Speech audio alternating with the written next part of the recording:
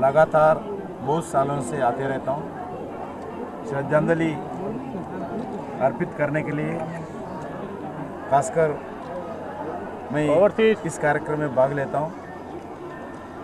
इसमें इस संदर्भ में मैं सरकार से यही पूछना चाहता हूँ, बहुत जगह जो आशिरखाना है वो कब्ज़ा हो रहे, इंक्रोचमेंट्स हो रहे, बहुत आशिरखाना पुराना होने के कारण गिर जा रहे, सरकार के तरफ से कोई ध्यान नहीं दे रहे।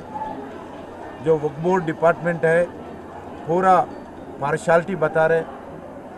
हमारा लोग जाके आशिरखाना के बारे में बात करें तो केसेस लगा रहे, ये बहुत गलत तरीका है।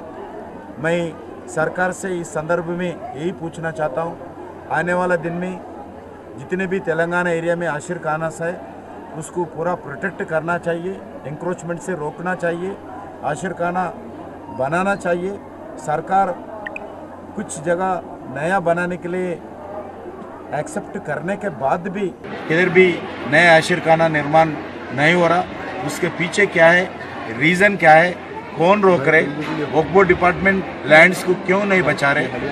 मैं इस संदर्भ में यही बोलना चाहता हूँ, सभी हमारे मुसलमान भाई, हिंदू भाई सभी लोग आके दर्शन करके श्रद्धांजलि अर्पित करते हैं। इस कार्यक्रम में एक पवित्र भावना से अर्पित करते हैं, एक भक्ति भावना से अर्पित करते हैं, एक इसमें कठिन ये लोग जैसा उपवास रहते हैं वैसा ही मैं ये लोग इस संदर्भ में उपवास रहते। कुछ लोग पूरे श्रद्धांजलि के लिए दिल में कोई दूसरा हाथ नहीं आना बोल के ब्लड ड्रेस भी डाल के श्रद्धांजलि अर्पित करते हैं। लोग एक समर्पित भाव से करते हैं, जिसके कारण जो शहीद हो गए, जिसके कारण बलिदान हो गए, इसका संदर्भ में सभी लोग दुखी से